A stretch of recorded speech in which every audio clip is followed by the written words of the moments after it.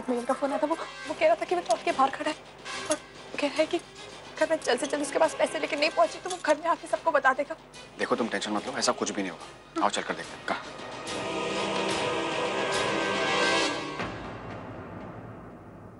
क्या हुआ, तुम दोनों कहीं जा रहे हो? वो आज ही बस यूं गए और यूं आए। वो एक जरूरी काम है। अभी इस वक्त कौन सा काम? और अभी अभी तो रस्म खत्म हुई है और ऐसे तुम बाहर जाओगी, किसी की नजर लग गई तो? एक्चुअली आज ही वो पूर्वी का ओटी वरन इतना अच्छा हुआ और सब लोग ने पूर्वी को इतने आशीर्वाद दिए, लेकिन जिन्होंने खुशी दी है ये उनका आशीर्वाद तो अभी तक लिया ही नहीं। इसलिए हम लोग बप्पा के मंदिर जा रहे हैं और वहां जाकर उनका आशीर्वाद ले लेंगे। और जहां तक रही बुरी नजर की बात, बप्पा के मंदिर में बुरी नजर तो लगाने वाला कोई हो ही नहीं सकता। सही कह रहे हो, लेकिन जल्दी वापस आना। अपना नजदीक वाला मंदिर है ना, वहीं जाना। हाँ चले।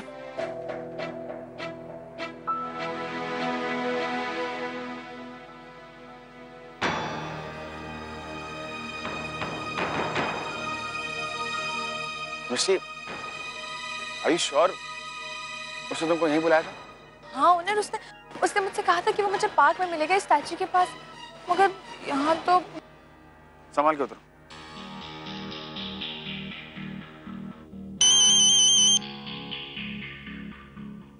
हेलो। फिक्र मत करो, मैं यही बैठा हूं।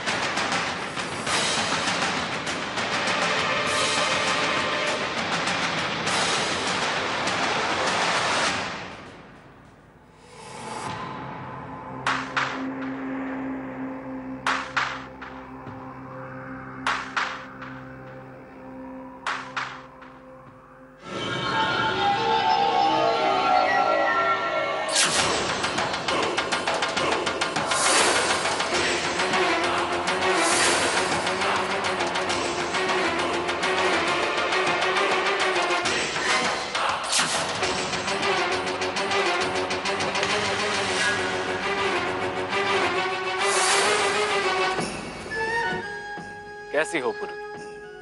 तो तुम जानती हो उसे? हाँ जानती है, बहुत अच्छी तरह से जानती है।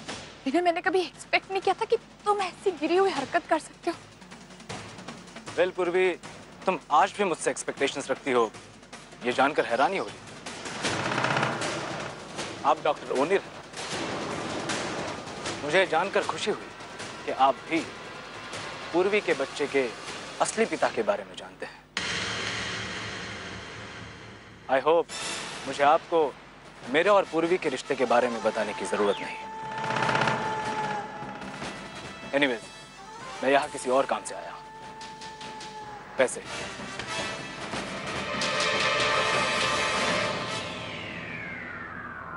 पैसे तो हम तुम्हें दे देंगे, लेकिन उससे पहले तुम ये बताओ कि इस बात की क्या गारंटी है कि उसके बाद तुम मेरी जिंदगी में दखल नहीं दोगे। यार कमाल करते हो तुम दोनों। तुम दोनों पति पत्नी ने बहुत अच्छी तरह ये राज सबसे छुपा कर रखा है। I mean, मुझे भी ये राज कभी पता नहीं चलता अगर उस वक्त हॉस्पिटल में मैं मौजूद नहीं होता। जब तुम उस दिन अपनी आई के साथ अपना चेकअप करवाने आई थी, तब पहली बार मैंने तुम्हें देखा। पूर्वी, तुम अपना ध्यान रखना और 2 हफ्ते बाद चेकअप के लिए आ जाना।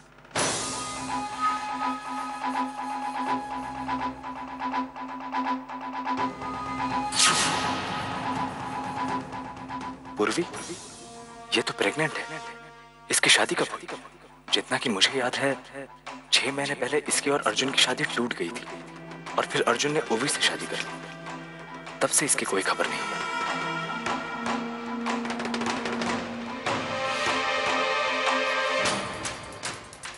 एक्सक्यूज मी सर, आपको रिसेप्शन काउंटर पे बुलाया है।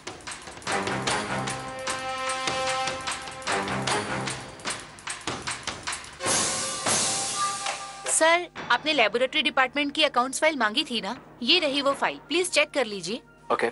Excuse me doctor Anita. Yes ma'am, अभी जो पेशेंट आई थी ना, पूर्वी दत्त, उनकी डेट क्लैरिफाई करनी थी। पूर्वी दत्त की फाइल में लिखा है कि उनकी प्रेगनेंसी को 6 महीने हुए हैं, लेकिन आपने तो उनकी डिलीवरी डेट 40 दिन के बाद फिक्स करने के लिए कहा है। हाँ, करंटली उसकी प्रेगनेंसी को 8वां महीना चल रहा है। वो शादी से पहले ही प्रेग्नेंट हो गई थी। ये बात वो सीक्रेट रखना चाहती है, इसलिए हमने फाइल में 6 महीने लिखे। ध्यान रहे, किसी को इस बात का पता नहीं चलना चाहिए।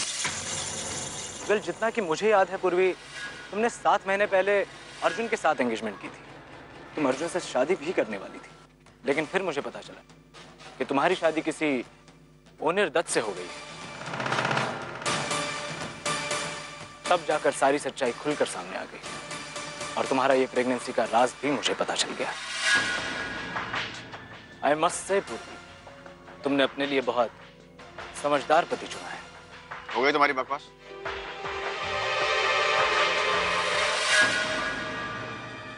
पैसे लो और चलते बनो, और अगली बार अपनी शक्ल मत दिखा।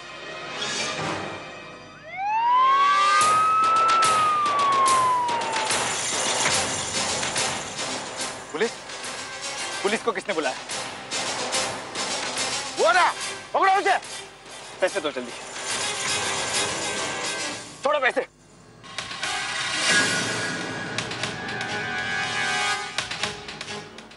पुलिस को किसने बुलाया था? आपके मेले में तो कोई और नहीं जानता था कि। मिस्टर रिलैक्स, ये बात मुझे भी नहीं मालूम थी पुलिस कहाँ से आ गई। ये कोई और मामला हो सकता है मिस्टर।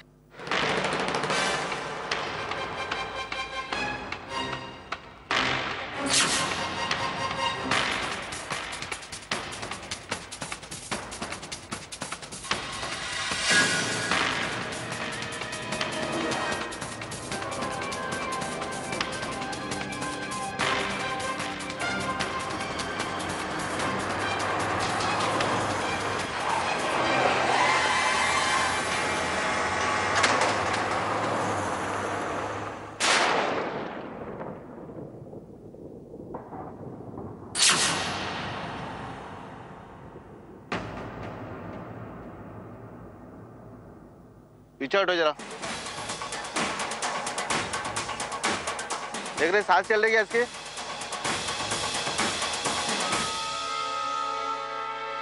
नहीं सर, लगता है मर गया। पंचनामा कर ले इसका। इंस्पेक्टर साहब, ये आदमी को। इसे पुलिस काफी दिन से ढूंढ रही थी। इससे पहले जहाँ पे काम करता था, यहाँ से इसने 3 लाख रुपए चुरा के भागा था। उसके मालिक ने इसके खिलाफ शिकायत दर्ज की थी।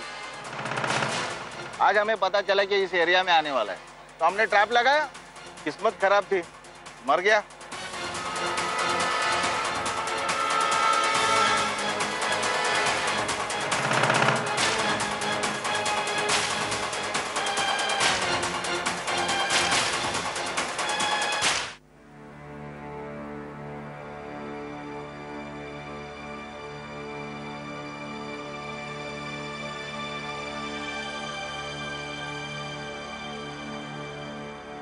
तुम जानती हो उसे? हाँ, जानती, बहुत अच्छी तरह से जानती। आई होप मुझे आपको मेरे और पूर्वी के रिश्ते के बारे में बताने की जरूरत नहीं।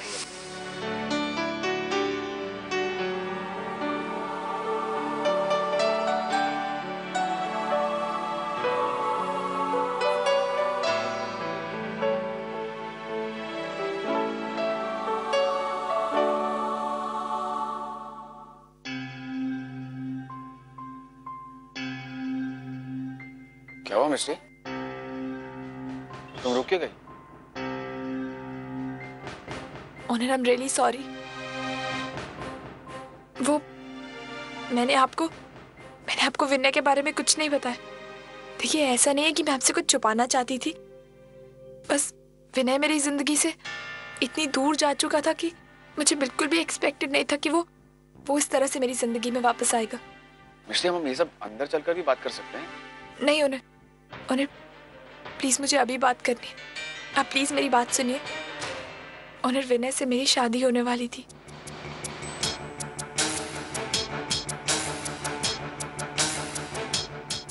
प्रतिमा जी, आप अपने बेटे का रिश्ता लेकर आई थी ना मेरे बेटी के लिए। बहुत बड़ी बड़ी बातें की थी ना आपने कि हम तो दहेज पे यकीन ही नहीं रखते, हम तो इसके सख्त खिलाफ है, लेन देन में हमारे बहुत झूठ कहा था। आप क्या रिश्ता तोड़ेंगी? मैं रिश्ता तोड़ती हूँ आपका बेटे का मेरी बेटी से।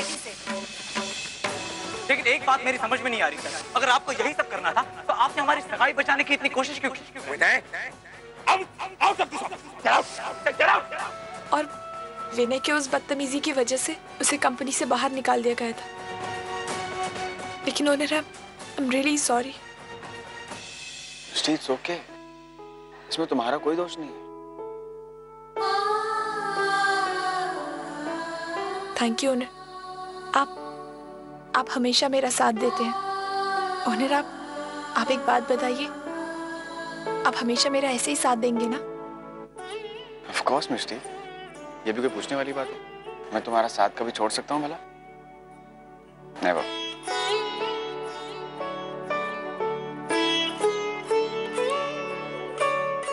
आओ।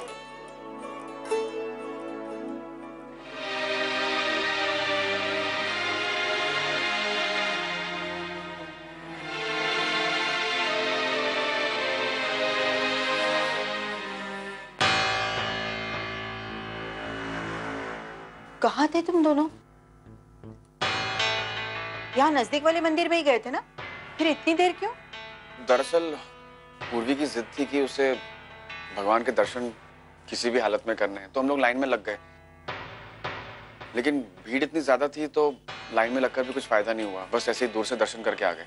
मैंने इसे कितनी बार कहा कि जब भी मंदिर में इतनी भीड़ हो ना तो बाहर से ही हाथ जोड़कर दर्शन कर लेना, लेकिन ये मानती ही नहीं है। आजी, अब छोड़ो ना, ये लोग आ गए हैं ना, अब खाना खाने चलते हैं। वैसे ऑनर, तुम लोग फोन भी तो कर सकते थे ये बताने के लिए कि एवरीथिंग इज ओके। हाँ, वो एक्चुअली वो फोन में यहीं रख के गया था, बिकॉज मंदिर पास में ही था, तो मैंने सोचा जरूरत नहीं पड़ेगी। ठीक है, जो हो गया सो हो गया, लेकिन बापा की कृपा से मेरे दोनों पोतियों की गोद भराई अच्छे से हो। चलो अंदर।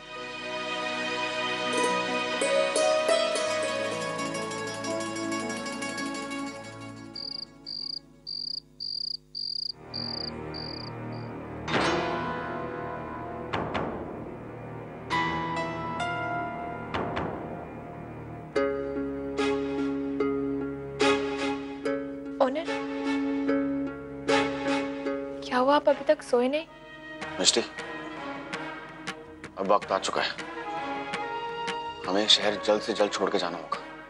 तुम्हारी डिलीवरी डेट बहुत नजदीक आ चुकी है और किसी को भी तुम्हारी एक्चुअल डिलीवरी डेट नहीं पता लगनी चाहिए।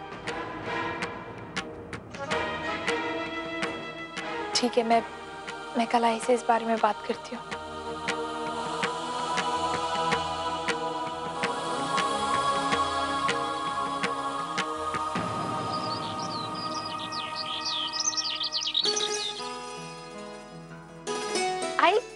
ये देख, कितनी प्यारी तस्वीर है ना, इसे तो मैं अपने रूम में ही लगाऊंगी।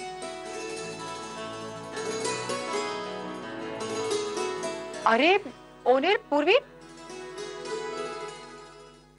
आओ बैठो, बैठो ना। इस तरह अचानक तुम लोग यहाँ? एक्चुअली वो मुझे हॉस्पिटल जाना था एक चेकअप करने के लिए, तो मैंने सोचा पूर्वी को यहाँ पर ड्रॉप कर दूं। आई होप मैंने आपको डिस्टर्ब नहीं किया। कैसी बात कर रहे हो ओनर, तुम लोग यहाँ कभी भी आ सकते हो, ये पूर्वी का ही घर है और तुम्हारे यहाँ आने से कोई डिस्टर्ब नहीं होगा, बल्कि सबको खुशी होगी।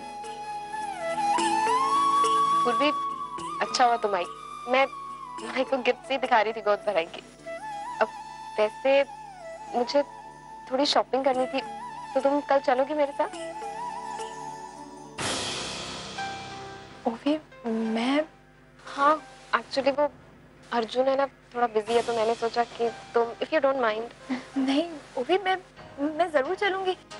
Okay then.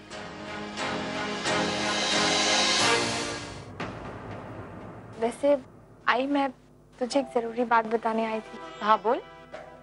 वो क्या है कि मैं और ओनर सोच रहे थे कि हम वो पुणे के पास मोरगांव है ना, वहाँ अष्टविनायक के दर्शन के लिए चले जाएं। अरे वाह, ये तो बहुत अच्छी बात है। ऐसे टाइम पे तो जाना चाहिए। जितना भगवान के दर्शन करेगी उतना तेरे लिए अच्छा होगा और तेरे बच्चे के लिए अच्छा होगा। एग्जैक्टली, मैं भी वही सोच रहा हूँ। वो भी मैं क्या कह रही हूँ कि तू और अर्जुन भी चले जा पूर्वी और ओनेर के साथ।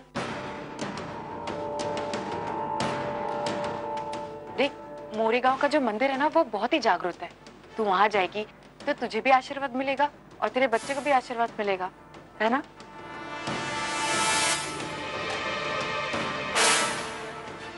पाओ आई तब तो मैं जरूर जाऊंगी।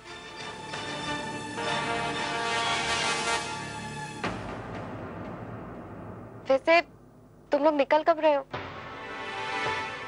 कल। कल? ओके देन, मैं अर्जुन को फोन करके कह देती हूँ कि कल की सारी मीटिंग्स कैंसिल कर दे। ओके, मैं उसे कॉल करके आती हूँ।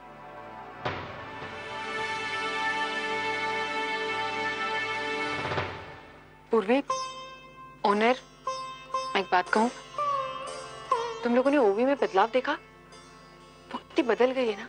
उसमें बदलाव आया जो कि बहुत अच्छे के लिए, और ये सब कुछ तुम दोनों की वजह से हुआ। मैं जितना तुम लोगों को थैंक यू बोलूं उतना कम है। वो वाकई में बहुत बदल गई है। मैंने तो तुमसे कुछ पूछा ही नहीं, चाय पानी। मैं तुम दोनों के लिए गरम गरम कॉफी लेकर आती हूँ। ओनर, अब हम क्या करें? अगर अर्जुन और ओवी भी आएंगे तो मैं पुणे में कैसे रह पाऊंगी? सृष्टि, क्या कर सकते हैं? आई ने एकदम से सवाल पूछ लिया, अब उन्हें मना भी नहीं कर सकते। मना कर दूंगा तो फिर उन्हें शक हो जाएगा। पूर्वी बेटा, कैसी है तू? बाबा कैसे होने? बढ़िया। अरे ताई,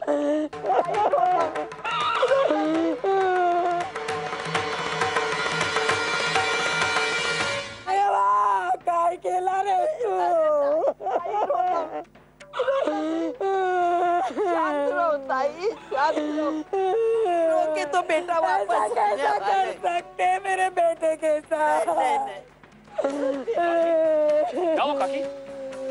अरे बेटा, पिछले 4 दिनों से इनका बेटा लापता था। इन्होंने पुलिस कंप्लेंट की थी। कल रात को पुलिस आई थी। पुलिस को शहर से बाहर सुनसान एरिया में एक डेड बॉडी मिली।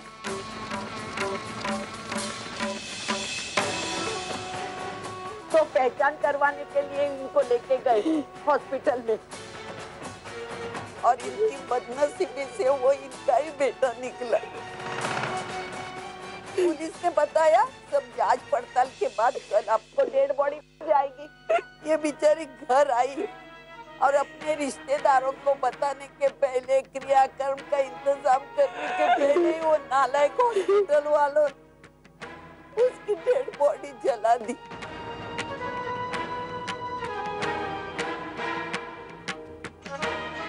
ये नालायक लोग, इकलौता बेटा था बेचारी। आओ,